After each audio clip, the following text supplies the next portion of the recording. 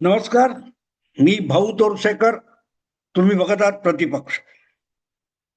मित्रांनो, सध्या महापालिका निवडणुकांची धावपळ सगळीकडे सुरू झाली आहे आणि राज्यातल्या सगळ्याच्या सगळ्या म्हणजे 29 महापालिकांची निवडणूक होऊ घातलेली आहे. मी बोलतोय तेव्हापासून अवघे 5 दिवस बाकी आहेत. उमेदवारी अर्ज भरायला सुरुवात होईल. 23 डिसेंबर पासून 30 डिसेंबर पर्यंत ह्या काय म्हणतात त्याला उमेदवारी अर्ज भरले जाणार आहेत आणि पुढच्या 2-3 दिवसामध्ये अर्ज मागे घेणं वगैरे काय असेल ते होईल, छाननी होईल आणि 15 जानेवारीला मतदान होणार आहे. आणि या सगळ्या गडबडीमध्ये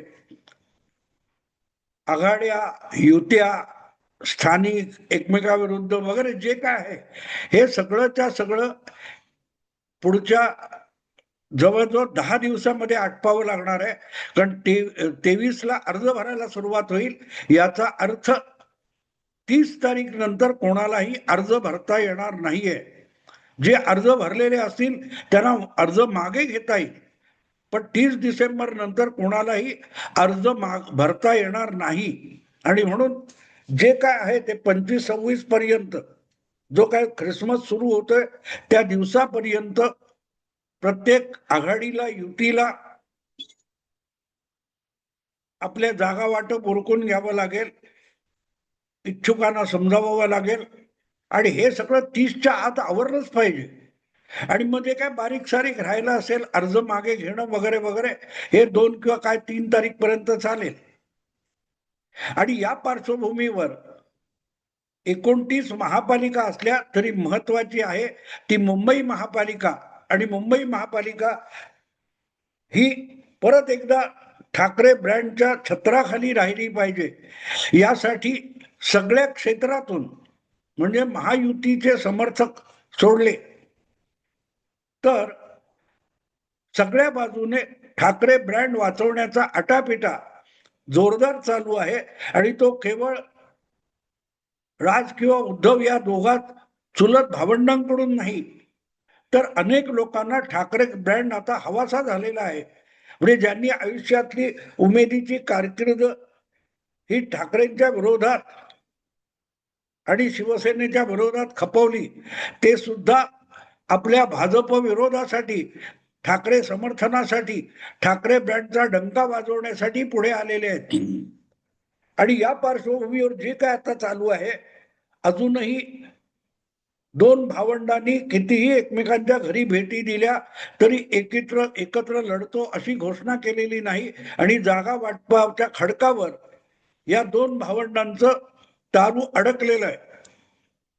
ते फुटतंय की बाजूला सुखरूप होतंय हे दिसेल. पण या निमित्ताने जे जागा वाटपाची किंवा युतीची घोषणा करण्यासाठी ज्या ज्या गोष्टी माध्यमातून पुढे आल्या त्यात एक मजेशीर गोष्ट पुढे आली ती म्हणजे 9 हा आकडा. राज ठाकरे यांच्यासाठी 9 हा आकडा अत्यंत लकी आहे, नशीबवान आहे.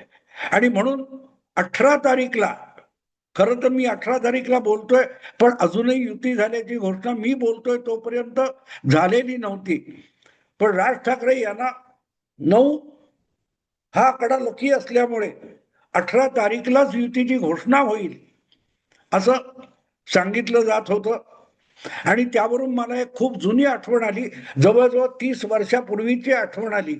9 हा आकडा याचं कारण 30 वर्षापूर्वी आपला वार्ताहर नावाच्या दैनिकाचा मी संपादक होतो आणि तेव्हा 1995च्या विधानसभा निवडणुका व्हायच्या होत्या.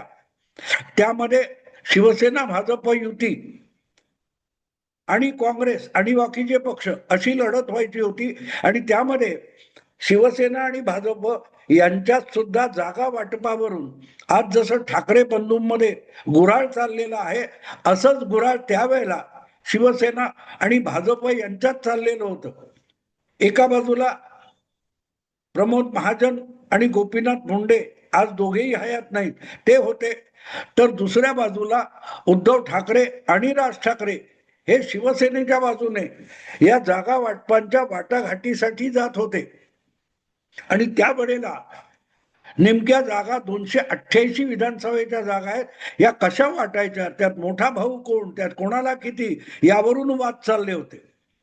लोकसभेला आधी झालेल्या निवडणुकीत तो वाद झालेला नव्हता, पण विधानसभेला हा वाद उफाळून आला होता. आणि त्यामुळे कमी जागांवर विधानसभेत भाजपने समाधान मानायचं आणि अधिक जागावर लोकसभेत भाजप लढणार, हे गणित होतं. पण लोकसभेच्या यशानंतर या युतीमध्ये जागा वाटपावरून विधानसभेच्या एक खडाजंगी झाली होती. आणि तेव्हा सुद्धा हा 9 हा आकडा जो राज ठाकरेंना लकी मानला जातो, त्याची चर्चा झालेली होती. आणि तो माझ्या लक्षात राहण्याचं कारण असं की आपला वार्ताहर या दैनिकाचा संपादक म्हणून मी त्यावर एक अग्रलेख लिहिला होता. आणि त्या अग्रलेखाचं शीर्षक होतं, नकटीच्या लग्नाला 117 विघ्न. आपल्याकडे तुम्हाला माहिती आहे, मराठीमध्ये एक म्हण आहे, वाक्प्रचार आहे, उक्ती आहे, नकटीच्या लग्नाला 17 विघ्न. म्हणजे आधीच ती मुलगी सुंदर नाहीये, नवरा मुलगा शोधायचा तरी मारामारी असते, अनेक जण नाकामोडून जाणार. आणि अशा मुलीचं एकदा लग्न ठरलंय तर ते लग्न पार पडेपर्यंत किती कटकटी होतात, किती विघ्न येतात.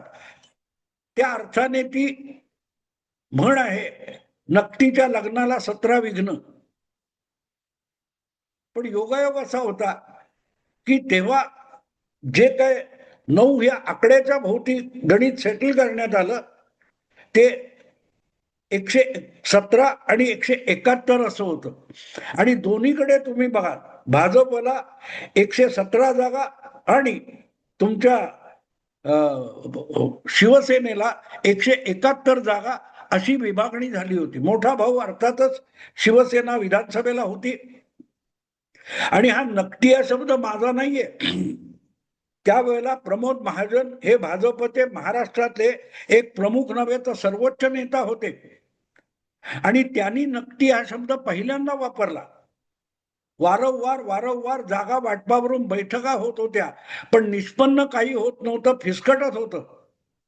अखेरीस भाजपचे तत्कालीन राष्ट्रीय नेते आणि सर्वोच्च नेते किंवा पक्षाध्यक्ष असलेले लालकृष्ण अडवाणी यांनी प्रमोद महाजन आणि नरेंद्र मुंडे प्रमोद महाजन आणि गोपीनाथ मुंडे यांना साफ सांगितलं की कुठल्याही परिस्थितीत युती झाली पाहिजे.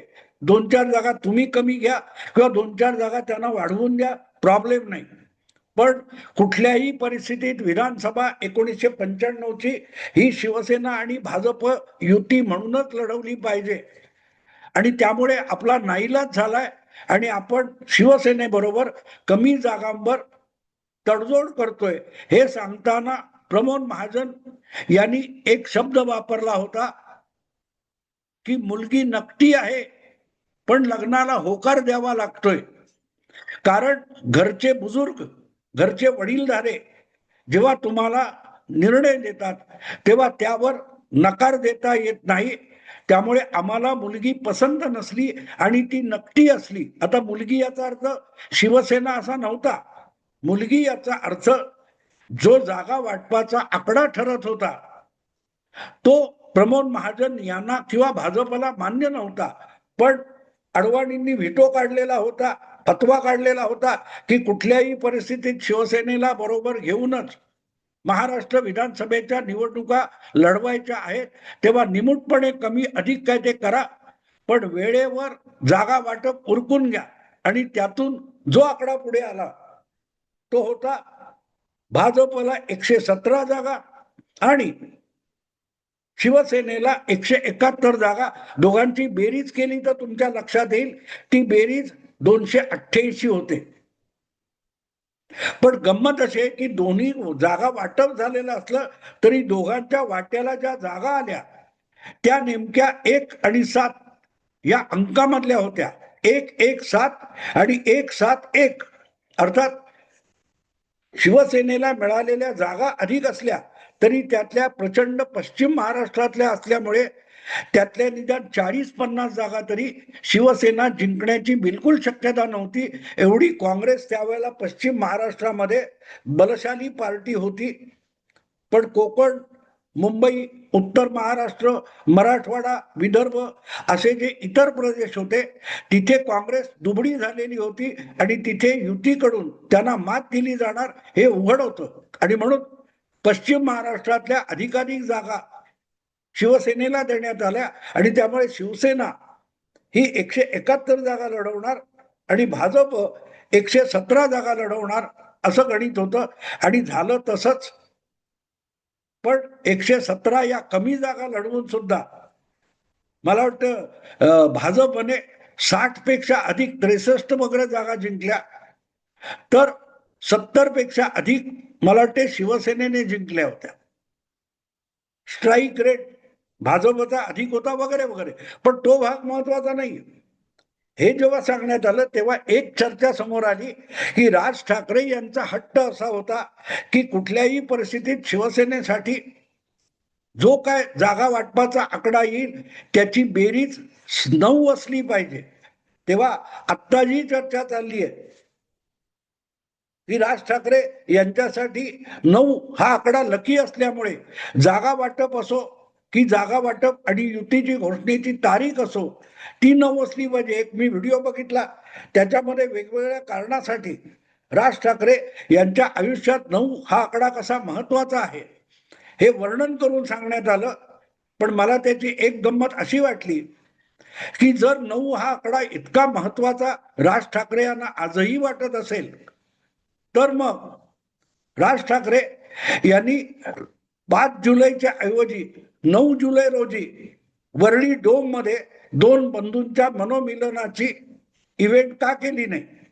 9 हा आकडा राज ठाकरेंना किंवा 9 ही तारीख राज ठाकरेंना एवढी महत्वाची वाटत असेल तर मग वरळी डोमची जी 2 बंधूंच्या मनोमिलनाची इव्हेंट होती, कार्यक्रम होता, तो सुद्धा 9 किंवा 18 जुलै रोजी करता आला असता, पण तो केला नाही.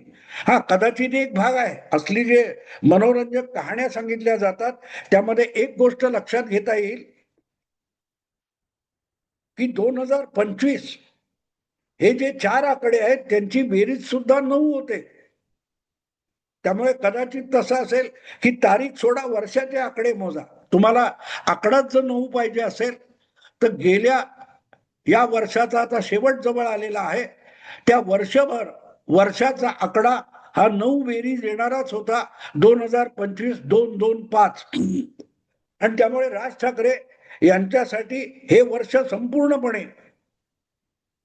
नशीबवान असू शकतं. अर्थात दुरावलेला चुलत भाऊ 18-19 वर्षानंतर सोबत आला, तो सुद्धा 2025 मध्ये आला असेल तर बेरीज 9 असलेलं 2025 हे राज ठाकरे यांच्यासाठी एक लकी किंवा नशीबवान वर्ष म्हणावं लागेल. पण मुद्दा असा आहे की युती अमुक तारखेला जाहीर केली तर तो कोणा पंडिताने किंवा ज्योतिषाने कडून दिलेला मूर्ख आहे का, मुहूर्त आहे का, हे बघावं लागेल. मला माहित नाही, पण अशा सगळ्या गोष्टी दुय्यम असतात. मुहूर्त कितीही चांगला असला तरी त्यासाठी आवश्यक असलेली जी मेहनत असते ती करता आली पाहिजे. व्यवस्था आणि तडजोडी लवचिकपणे करता आल्या पाहिजेत. भले 171 जागा त्यावेळेला 30 वर्षापूर्वी शिवसेनेला देण्यात आल्या, त्यातल्या बहुतांश पडणाऱ्या असल्यामुळे आणि त्या स्वीकारायला शिवसेना तयार असल्यामुळे ती तडजोड झाली होती. पण ज्या जिंकायला अधिक उपयुक्त आहेत अशाच जागा मुंडे आणि महाजनांनी आपल्या पदरात पाडून घेतल्या होत्या. त्यामुळे त्यांचा स्ट्राईक रेट चांगला होता आणि त्यांचा आकडाही चांगला निवडून आला. असो, आजच्या परिस्थितीत आपण बघितलं तर मुंबईमध्ये ठाकरे बंधूंनी उरलेल्या महाराष्ट्राकडे तुलनेने साफ दुर्लक्ष केलं आहे आणि मला ते आक्षेपार्ह वाटत नाही. हे मी अनेकदा आधीच्या व्हिडिओमध्ये सांगितलेलं आहे. जिथून शिवसेनेची किंवा ठाकरे राजकारणाची सुरुवात झाली त्या मुंबईमध्ये जर तुमची पाळंमुळं सैल झाली असतील तर ती परत एकदा घट्ट करणं अगत्याचं आहे आणि त्यासाठी उरलेल्या महाराष्ट्राकडे पाठ फिरवणं आणि आता प्राधान्य म्हणून मुंबई महापालिका जिंकण्यासाठी सर्व प्रकारचे प्रयत्न करणं, तडजोडी करणं ठाकरे बंधूंना आवश्यक वाटत असेल तर ते त्यांच्या हिताचं आहे, हे मी यापूर्वीच सांगितलेलं आहे. आणि म्हणून जे काय आता जागा वाटप चाललंय त्यामध्ये अधिक वेळ न घालवता जर एकत्र लढणार असाल तर वेळच्या वेळी तुमचे जे उमेदवार 227 वॉर्ड मधून लढायचे आहेत त्यांच्यावर उपकार करा. त्यांच्या जिंकण्यासाठी त्यांना वेळ मिळणं आवश्यक आहे. आणि म्हणून जर खरोखरच ठाकरे ब्रँड वाचवायचा असेल आणि परत एकदा मुंबई महापालिकेवर ठाकरे ब्रँडचा महापौर आणायचा असेल, मुंबई महापालिकेची सत्ता ठाकरे ब्रँडकडे राखायची असेल तर अधिक विलंब आणि अधिक वेळ काढूपणा चालणार नाही. तेव्हा 9चा आग्रह मी समजू शकतो, 9चा आग्रह मी समजू शकतो, पण त्यापेक्षाही महत्वाची बाब म्हणजे जे जे उमेदवार होतील त्यांना प्रचारासाठी, घरोघर जाण्यासाठी, मतदारांच्या भेटीगाठी घेण्यासाठी वेळ मिळणं ही सगळ्यात मोठी तातडीची गरज आहे. जर 3 तारीखला फायनल लिस्ट तयार होणार आहे तर 3 पासून 13 पर्यंत प्रचाराला फक्त 10 दिवस मिळतात. आणि त्या सगळ्या कालखंडामध्ये आपल्या कार्यकर्त्यांचा, पाठीराख्यांचा, प्रचारकांचा गोतावळा उभा करून कमीत कमी 30 ते 40 कुठे 50,000 मतदारांपर्यंत जाऊन पोहोचणं सोपी गोष्ट नाहीये. जेव्हा आपला लकी नंबर बघण्यापेक्षा ठाकरे बंधूंनी त्यांच्यासाठी एकेका बुरुजावर लढणारे जे त्यांचे मावळे आहेत त्यांना अधिकाधिक वेळ देणं अगत्याचं आहे. आणि म्हणून युतीची कधी घोषणा होणार, त्याची तारीख किती असेल, त्याचा मुहूर्त काय असेल, या गोष्टी या क्षणी दुय्यम आहेत. आणि जर 5 जुलै पासून आता डिसेंबर पर्यंत जवळजवळ 5.5 महिन्यामध्ये युतीची घोषणा सुद्धा होत नसेल आणि तुमचेच पाठीराखे किंवा इच्छुक उमेदवार जर असमंजस मध्ये राहणार असतील तर मग तो 9वा आकडा लकी ठरत नाही, तो घातक ठरू शकतो. आणि म्हणून मी म्हणेन की अजूनही जागा वाटपाचा जो घोळ चाललाय त्याकडे बघितल्यानंतर मला माझंच जुनं शीर्षक आठवलं, नकटीच्या लग्नाला 117 विघ्न. आता इथे 117 नाही आहेत, तेव्हा त्या 117 जागा होत्या, इथे 227 जागा आहेत.